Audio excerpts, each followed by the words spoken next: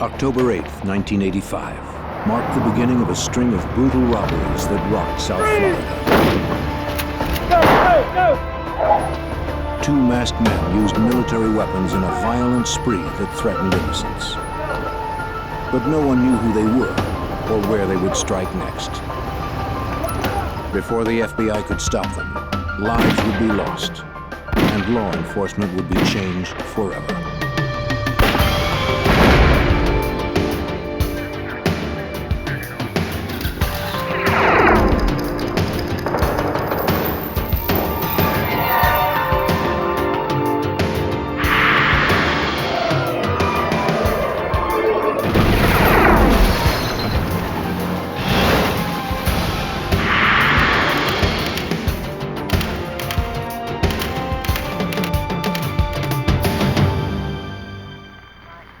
In Miami, a gang of robbers targeted banks and armored cars. They carried assault weapons and weren't afraid to use them. They struck during the day and sometimes twice a day. For a while, they seemed unstoppable. I'm Jim Kallstrom, former head of the FBI's New York office. We knew that to stop these criminals would require stealth, ingenuity, and perhaps a little luck.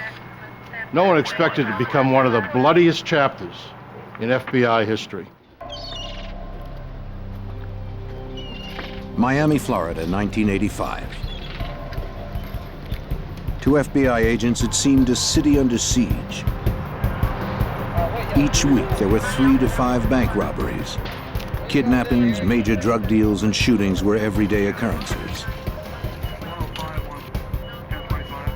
But just when it seemed things couldn't get any worse, a new breed of outlaws hit the streets and turned the Miami crime wave into a war.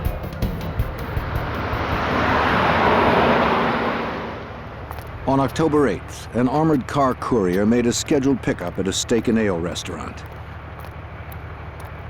The driver waited for his partner to return, unaware that 2 heavily armed men were also waiting nearby.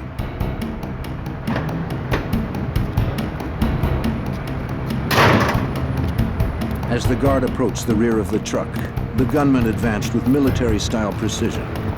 Hold it! Come out! Yes, I can. Open the door. Open the door. The driver refused to open his door. He drove away, following company policy.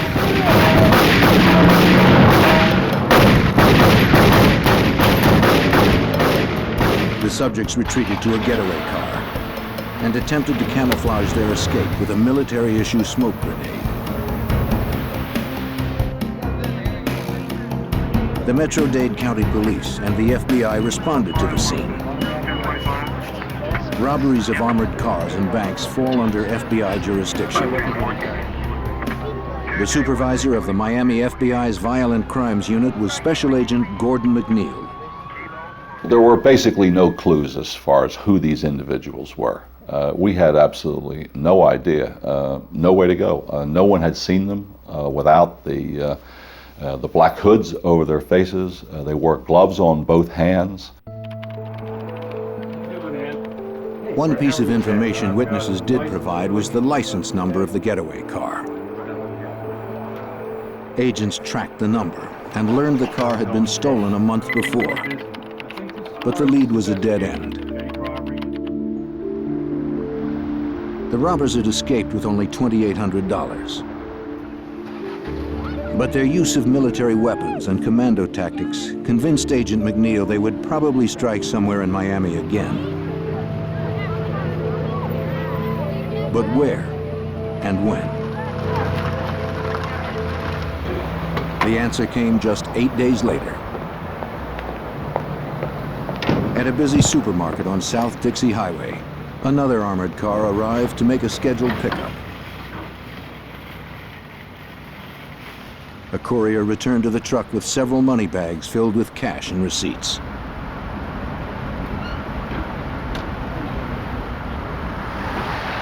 He never saw the car that came around the corner.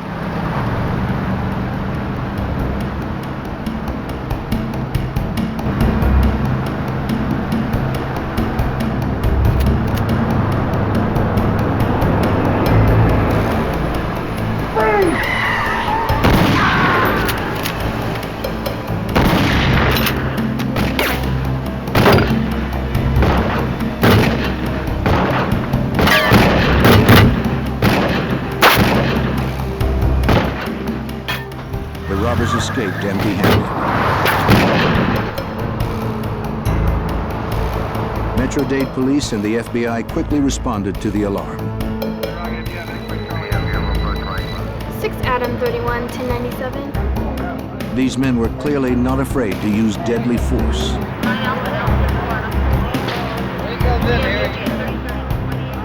The courier would later die from his injury. While he was taken to the hospital, agents interviewed his partner. As he described the gunmen, it quickly became obvious they were probably the same men responsible for the previous robbery at the Steak and Ale restaurant. There was no money taken in that particular robbery, but there were a number of shots fired. So the ante was still going up here as far as I was concerned because of the continued use of violence by these two individuals. Ballistics evidence would further confirm the connection between the two robberies. Investigators found double-aught buckshot from a 12-gauge shotgun, 45 caliber bullet casings, and 223 shell casings. The 223s seemed most significant. And the identification division of the firearms unit of the FBI laboratory compared those two shell casings and said they were fired from the same weapon. So we definitely had a link now between the Winn-Dixie attempt and the Steak and Ale robbery. Two violent robberies were linked to the same masked gunman, but there were no leads to their identities. Because they had not scored any cash at the Winn-Dixie robbery and so little at the Steak and Ale, investigators were certain they would soon strike again. 2 weeks later, on Friday, November 8th, a third robbery occurred. This time a bank job at the Florida National Bank. As a teller and a guard walked from the main building to the drive-thru, two masked gunmen emerged from a car.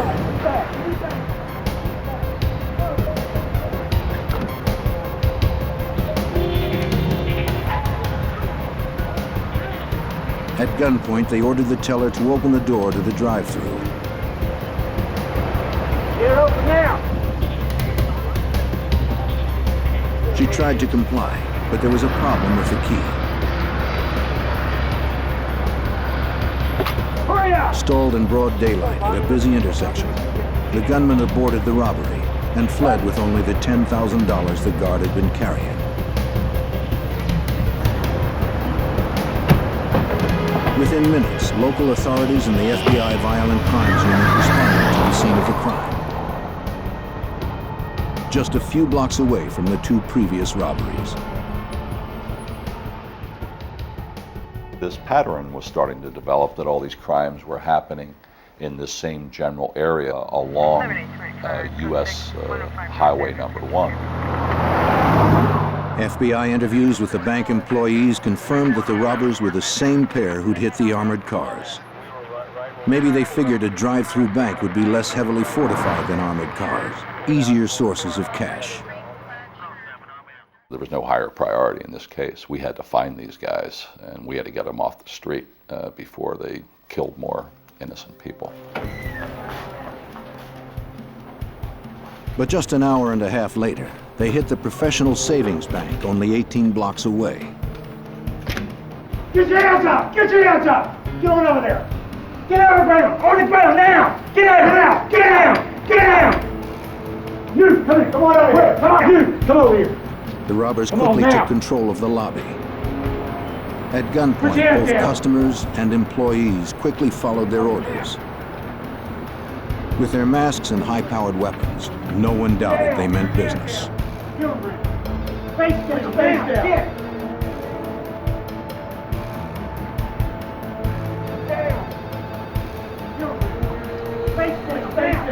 This time, they scored big. Stand!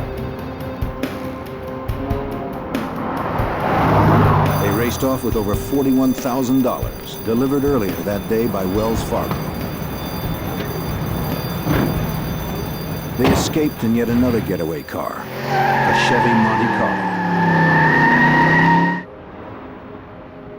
Witnesses had little to tell agents. The robbers had entered quickly and forced everyone down on the floor where they couldn't see what was going on. Say to you exactly. Get your hands up. But since the men had actually been inside the bank this time, perhaps the security cameras had captured them on tape. Agents were soon disappointed to learn that the cameras had somehow malfunctioned and nothing had been recorded. It was the fourth robbery in 6 weeks. The heavily armed robbers were looting banks and armored cars in broad daylight. The witnesses in these cases indicated that they felt that these people looked like true professionals. The way they walked, the way they talked, the way they carried the weapons. And I truly believed up until when we finally found out who they were, that we could very easily have been dealing with police officers here or very recent ex-military.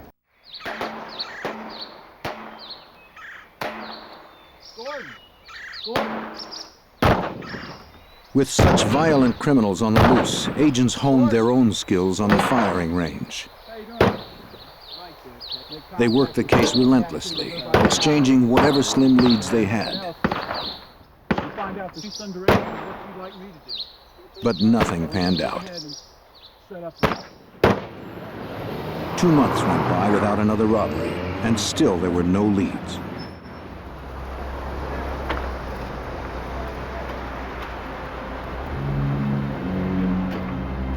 On Friday, January 10th, 1986, William Roberts prepared to make a transaction at the Barnett Bank, just as an armored truck was unloading outside. He looked up from his checkbook and watched as 2 masked robbers shot the guard in the back. As the guard lay on the ground, one of the gunmen shot him twice more.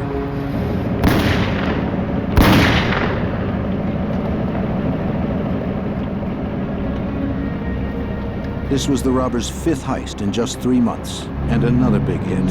They fled with $54,000.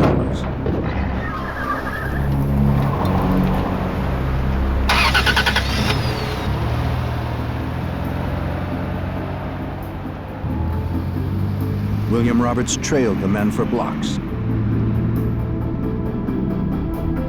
Though he maintained a safe distance, Roberts worried the thieves knew he was following them.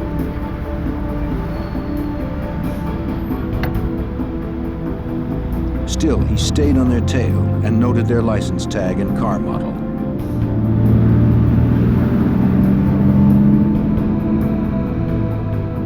He tracked them to a parking lot where they pulled in next to a white pickup truck.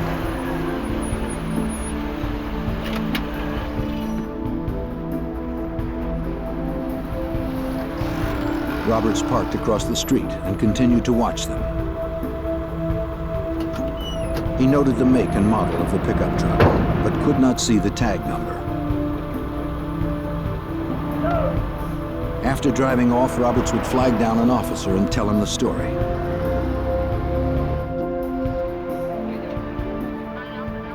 The FBI responded to the scene and interviewed bank employees. They found several .223 rounds, later determined to be fired from the same weapon used in the first 2 robberies. Nearby, FBI agents examined the getaway car the robbers had left behind. But William Roberts was the star witness. Thanks to Roberts, the FBI had the first big break in a 3-month string of violent robberies. A check on the license tag of the getaway car revealed the car was registered to a man named Aureliano Brielle.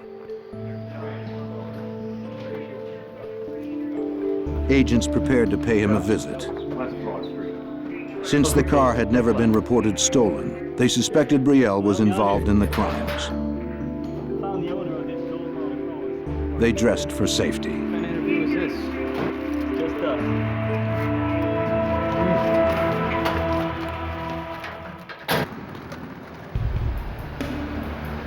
In Miami, the FBI had been tracking 2 masked gunmen who had been robbing armored cars and banks, already killing 1 guard. Now agents had located the registered owner of one of the getaway cars. On January 14th, Special Agent Morellis and a partner arrived at the home of Aureliano Brielle, the registered owner of the car. A woman opened the door. Special Agent Morellis now works undercover and wears a hood to protect his identity. She asked me if I was there about her son, and I said yes, I was, as a matter of fact. She said, well, my son Emilio has been missing. Mrs. Brielle's husband came to the door and they invited the agents to come into the house.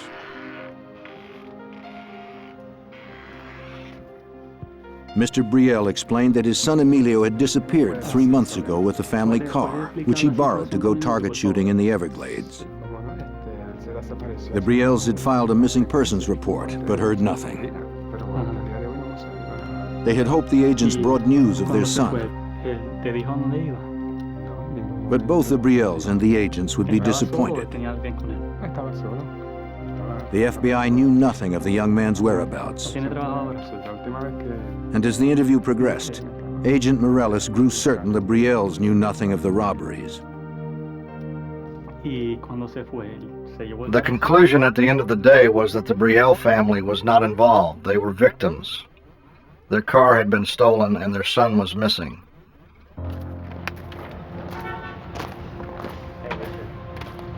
The Metro-Dade Police Department processed the Brielle's car with FBI agents observing. But evidence technicians found no fingerprints or anything else to advance the case. The next 2 months were quiet again, though the robbers remained on the loose. Agents worked other cases as they continued to mine every possible resource for clues. Then on March 14th, Special Agent Ben Grogan told a skeptical Agent Morellis about a newspaper article he believed was related to the case. I guarantee it. That car right The there. article reported the attempted murder of a man named Jose Collazo 2 days earlier. Two men had shot Collazo multiple times. Then they had stolen his gun and his car, a black 1982 Chevy Monte Carlo. Guarantee you I'm right. Grogan swore that the vehicle would be the bank robber's next getaway car. While it seemed to some agents nothing more than a hunch, they respected Grogan. Car and disappeared. Shot him 4 times with the arm, through the face. At 53, he was a career agent with 25 years on the job, including time as a SWAT team leader. Is he still alive? Yeah, he got up, walked 1.5 miles to a convenience store, made a phone His colleagues call. called him the doctor because he could do jobs no one else could do. What do you think? Check on these plates. So they took a chance on his hunch. Let's leave. Get on it. Good job. Mr. Collazo, tell me what happened. These 2 guys. Grogan and another agent visited Collazo in the hospital. They were 2 white males. 2 white males. Collazo was in rough shape, with wounds to the side of his head, his arm, and his back. But he managed to tell the story of his nightmarish afternoon in the Everglades. Collazo had gone to a recreational trail near a lake, where gun owners often practice target shooting. He was firing his .22 when 2 men drove up beside him. How you doing?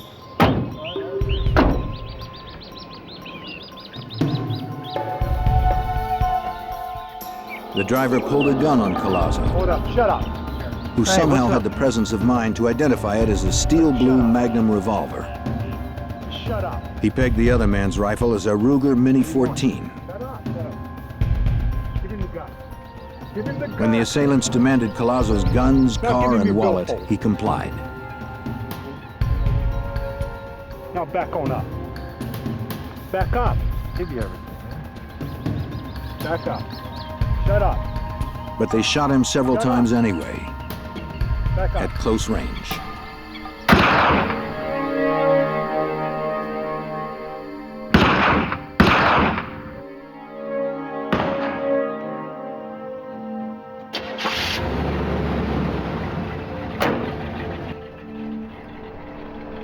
Then they left, taking Collazo's Monte Carlo and their own F-150 pickup truck.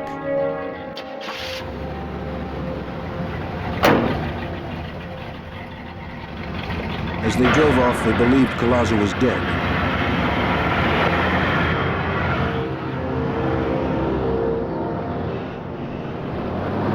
He was just waiting until the shooters were gone. Then he would rally what little strength he had to survive.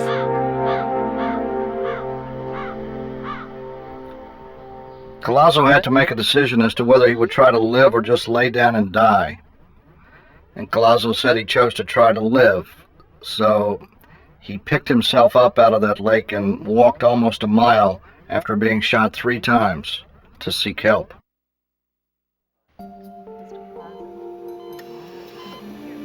Finding Collazo was the best break in the case so far. He provided the single clue no witness until now could offer: a description of the suspects' faces. They had not worn masks when they assaulted him. Using Collazo's description, a Dade County police artist drew composite sketches of his assailants. The drawings would be made into posters with information about the suspects and their crimes, plus the warning that both men were heavily armed and extremely dangerous.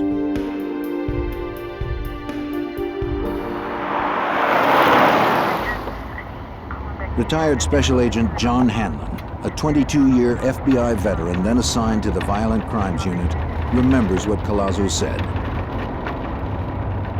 Collazo was able to give a description of the guys. He told us about the white pickup truck.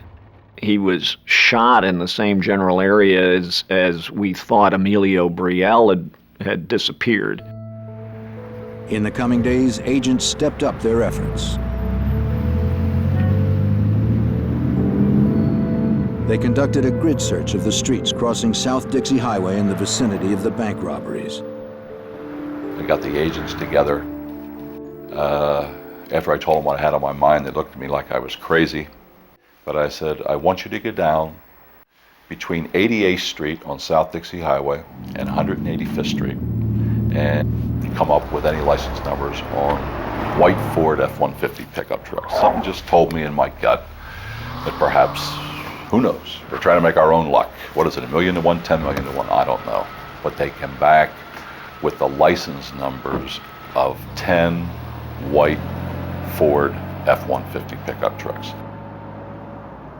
Computerized checks of the license numbers would reveal the owners' names. Agents would then request driver's license photos from the Department of Motor Vehicles. Perhaps if Collazo saw the photos, he could identify the truck's owner. But in 1986, technology was slow, and before the photos came back from the DMV, the robbers struck again. On Wednesday, March 19th, just 1 week after Collazo's assault. Get your hands up! Get your hands up! Turn around! Get out! Get out! Get down! On the floor! Both of them! Come on out! Get out! The thieves hit another bank on South Dixie Highway. Back up! Get out! Come on! Get out! Give me the bag! Give me the bag! It was their 6th hit in 5 months. Give me the money! Get out! Put your face down! Be quiet! One kept the terrified customers at bay. The other looted money from a teller. Stand, everybody! Go, move! Don't look up! The men escaped with over $8,000 in cash.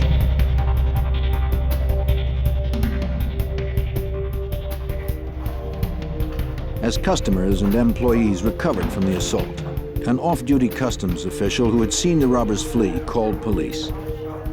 He'd noted the make of the getaway car, a black Chevy Monte Carlo, and the tag number, NTJ-891. Just as Agent Grogan had predicted, it was Jose Collazo's car.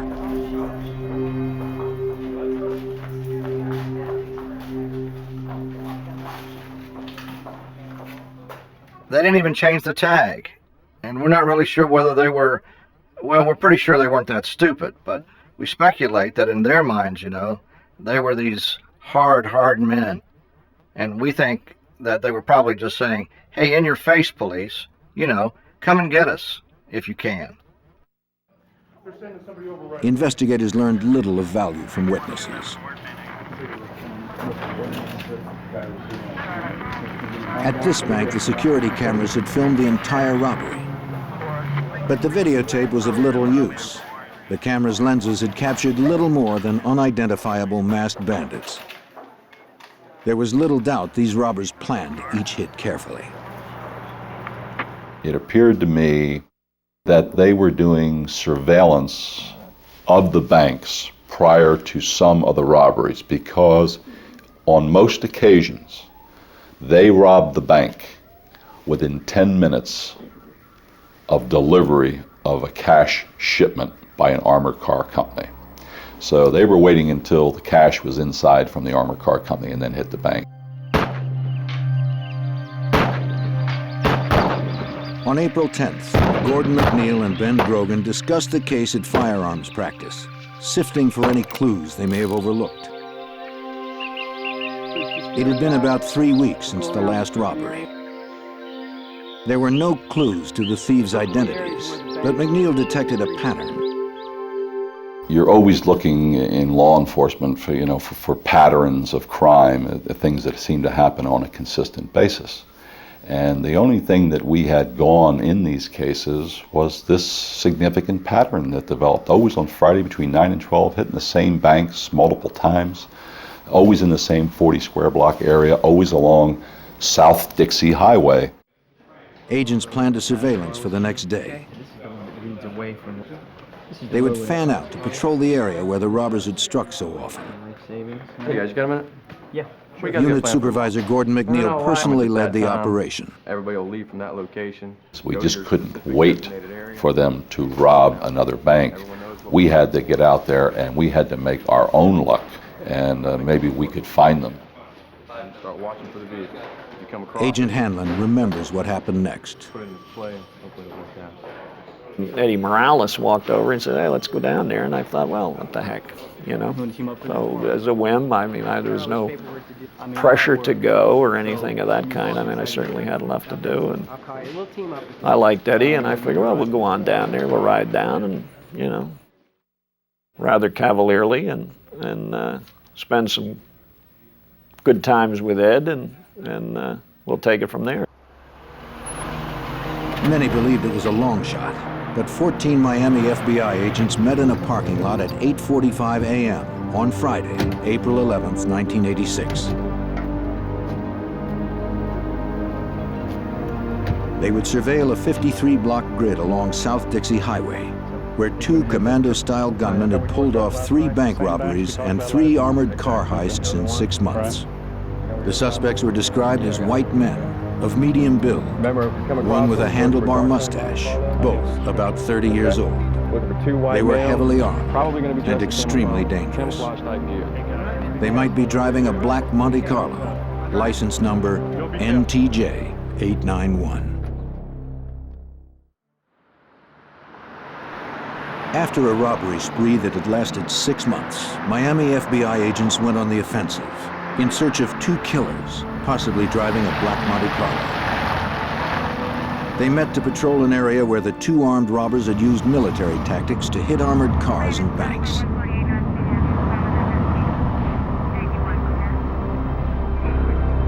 All would be stationed along the major thoroughfare of South Dixie Highway.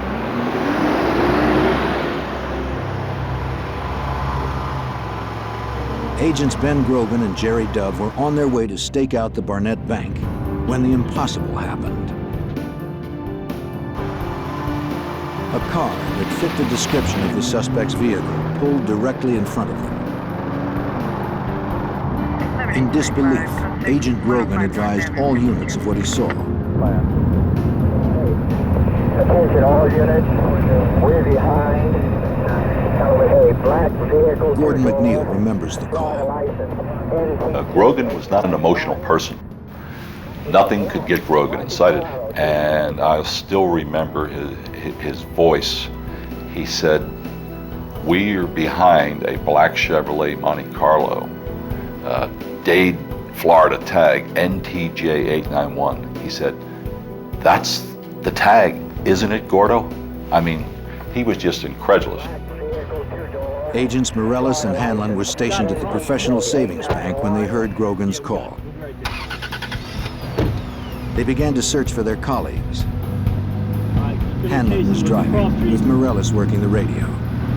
Hanlon tried to get a gauge on Grogan and Dove's location. And I remember saying to Eddie, call Ben, tell him to start calling the cross streets so we'll know how close we're getting. Before Eddie had a chance to go on the air, Ben starts calling off the cross streets, and we're hitting those cross streets, one after another, so we were real close to them.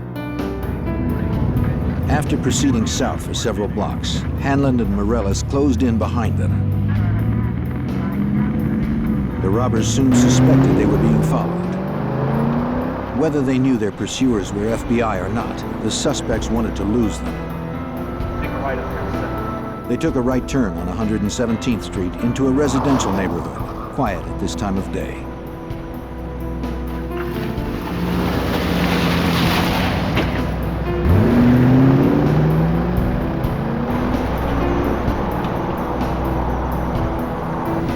Still following? Still behind us. They're coming.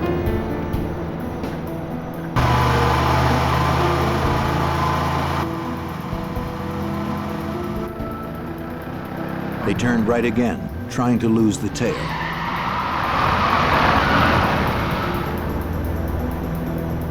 But the agents hung on, playing for time, as Agent Morellis recalls. We were just trying to wait for as many FBI units to get to the location as possible. And we were also basically responding to what the subjects did. They weren't in any hurry. When they turned onto 120th Street, they actually slowed down.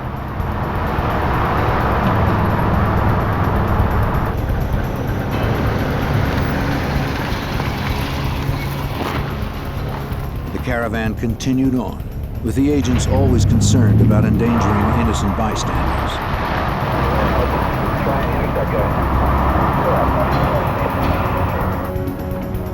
Then the suspects made a left onto 82nd.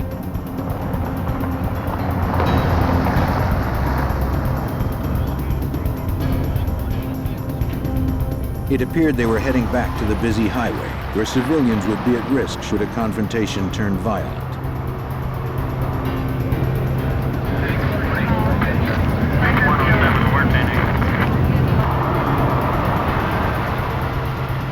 When Grogan saw the silhouette of a long-barreled rifle through the rear window of the subject's vehicle, he knew it was time to act. Shut any car stop, let's do it. It was clear the suspects were preparing to do battle. Grogan put the light on his car and ordered a felony stop.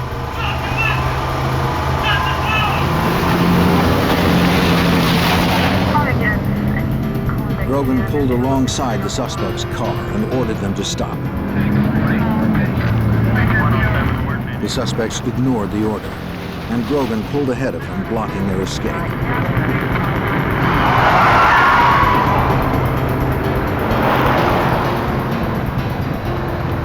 Hanlon and Morellis moved up, boxing them in.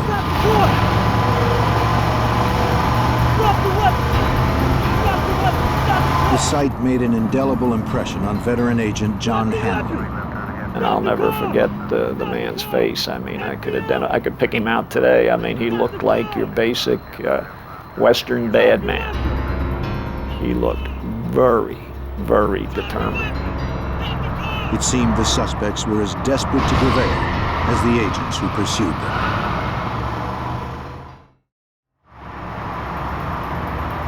Two heavily armed fugitives had ignored FBI orders to stop their vehicle. Special agents now tried to force them to comply.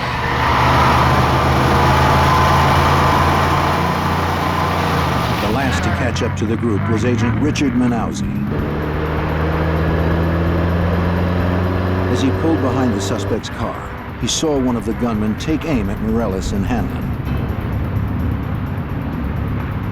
Manauzi rammed the fugitive's car from behind.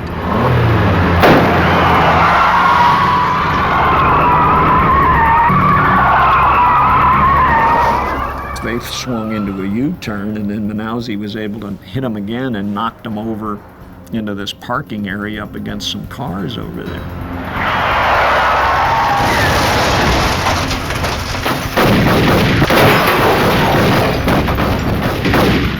passenger opened fire with a Mini-14 assault rifle. Outgunned, Agent Manauzi crawled to cover. Agent McNeil arrived seconds later, firing at point-blank range.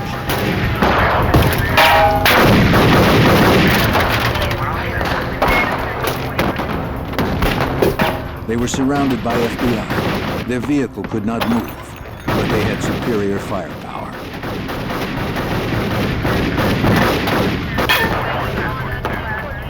And they refused to surrender.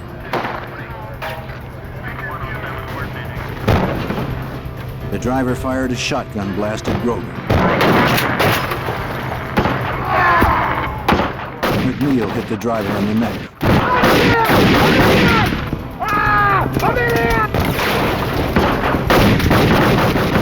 But the semi-automatic kept pumping out the rounds until one finally caught McNeil in the hand.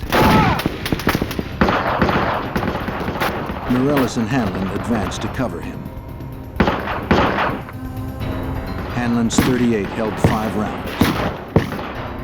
The Mini-14 had 30 rounds in each clip. And one of them shot down Agent Morellis.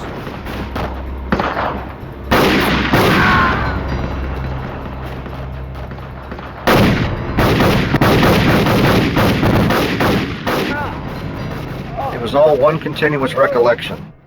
It was like 1 second I'm looking at Gordon McNeil's back, trying to maneuver to his left, and the next second is blue sky. And I looked at my left arm, and my left arm was completely shattered. It was like roadkill.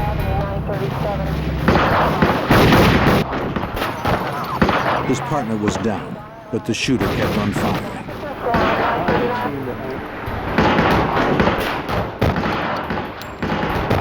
But when he tried to escape out the window, Jerry Dove hit him in the chest with his 9mm. But to Dove's horror, the man shot McNeil in the neck. I couldn't move my upper body, I couldn't move my arm, and I couldn't move my legs. So I assumed that I was totally paralyzed at that particular point. I couldn't move. 2 more FBI agents arrived and joined the gunfight.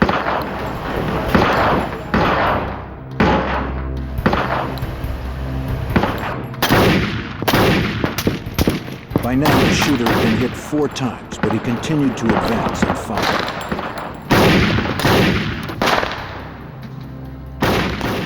He just made up his mind that he was going down, he was going out, and he was going to take as many of us with him as he possibly could. The agents knew they were outgunned, firing 6 shooters against the suspect's 30-round semi-automatic assault weapons.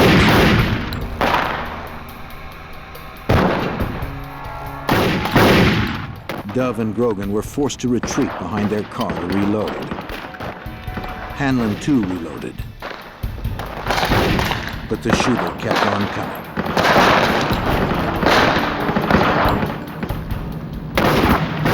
One went right through my knuckles on my right hand and through the knuckle in my thumb. A bunch of lead and whatever went into the back of my arm, and I remember my gun going flying. I said, "Ben, I've been hit." As Hanlon tried to retreat under the bumper, the gunman shot him in the groin. The blood geysered from my groin to my knee. I mean, the blood just came out like a balloon breaking. Grogan was hit. And then Dove. Before they could reload their weapons.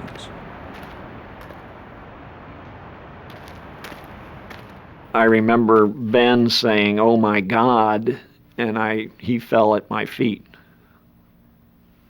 And at some point along in here, I heard the breath go out of him. He went, "Ugh." The subject made his way to Agent Dove's car. With his left arm nearly blown off, Agent Morellis managed to pull himself out.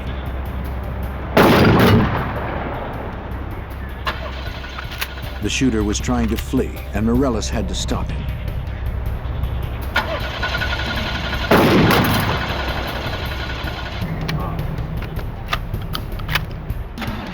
Mortally wounded, the second suspect somehow dragged himself out of his car and joined his partner.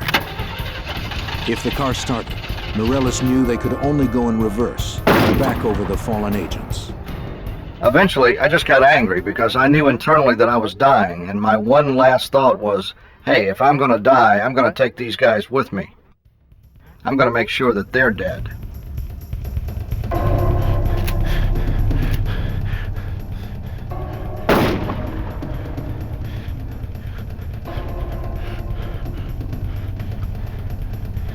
With his shotgun empty, Morellis changed to his revolver and staggered forward, firing at the subjects.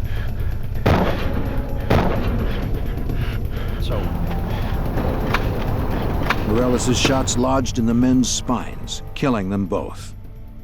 It was a violent end to the lives of two violent men. Just a few minutes after it began, the bloodiest firefight in FBI history ended in tragedy. 2 agents were dead and 5 wounded. 2 suspects still unidentified had also been killed. Over here! Hurry up! Hey, let's have a killing me, man!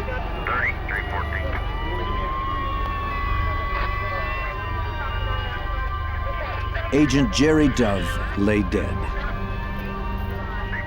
At the age of 30, he'd earned a law degree and fulfilled his boyhood dream of joining the FBI.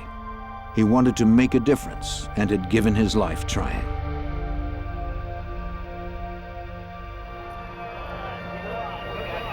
His partner, Ben Grogan, had also perished in the firefight. He had been just 1 year away from retirement when his wife could finally have stopped worrying about her husband's dangerous career.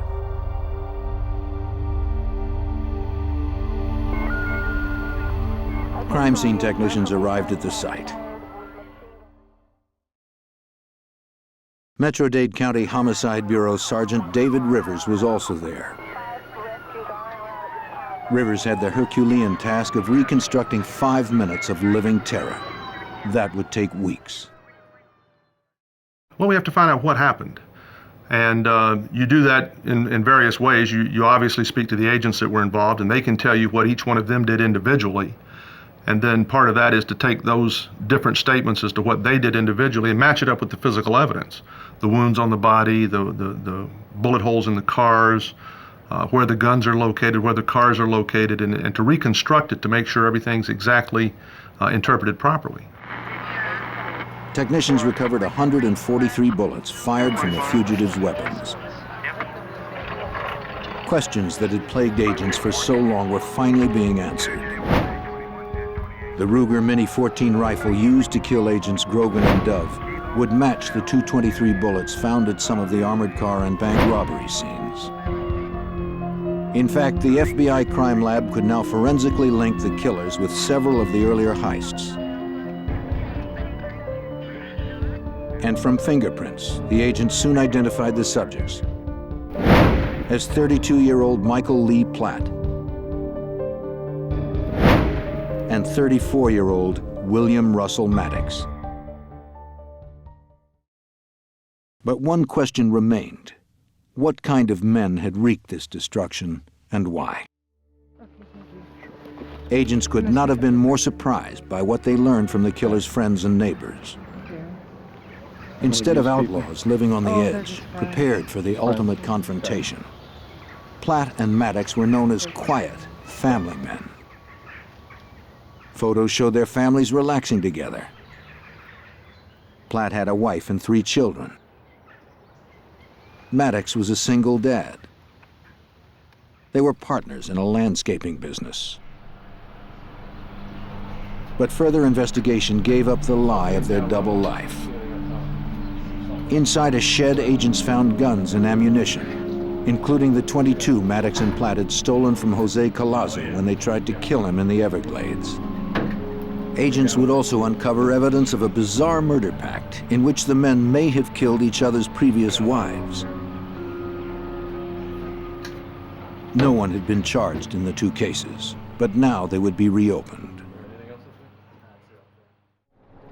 Within days, agents would confirm that Maddox and Platt had killed 25-year-old Emilio Brielle in the Everglades. A hiker found Brielle's skeletal remains in the Everglades, not far from where Collazo had been assaulted.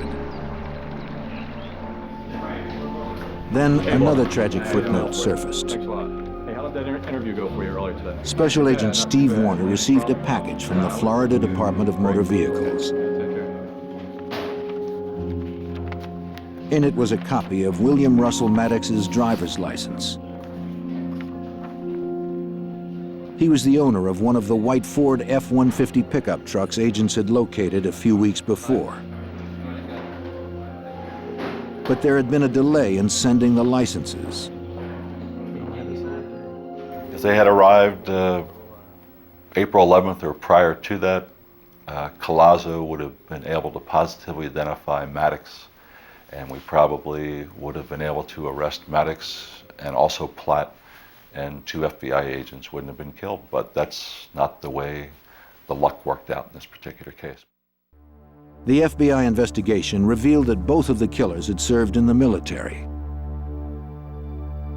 Platt had been a Ranger, a member of the Army's elite First Strike Force, which explained the pair's commando tactics, fundamentally different than training received by law enforcement. We don't have an acceptable body count in civilian law enforcement. We're taught one way, and that's defensive type shooting. You take cover, you do not take casualties. And then you look at the way Platt reacted that day. He reacted in a military fashion. He had the heavier weapon. He had the Mini 14 with a 30-round capacity. His back was basically against the wall.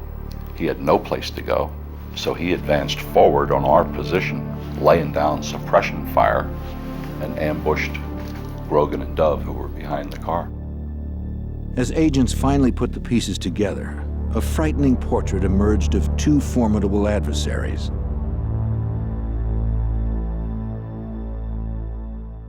At the end of the shooting, Platt had 11 hits, Maddox had 6 hits.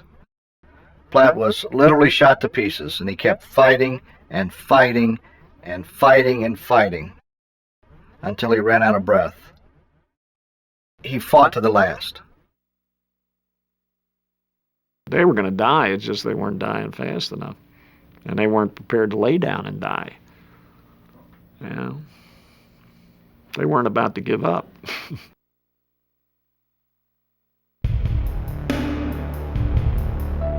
Out of this tragedy came some positive changes that have improved the safety of all in the law enforcement community. Agents and officers now carry more powerful weapons, and their training better prepares them for violent confrontations like the one on April 11th, 1986.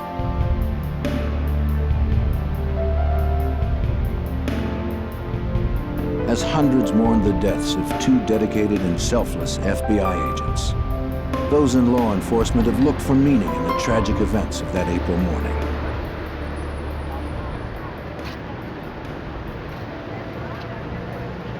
Over the years, Gordon McNeil has found some resolution. The story's not Platt and Maddox.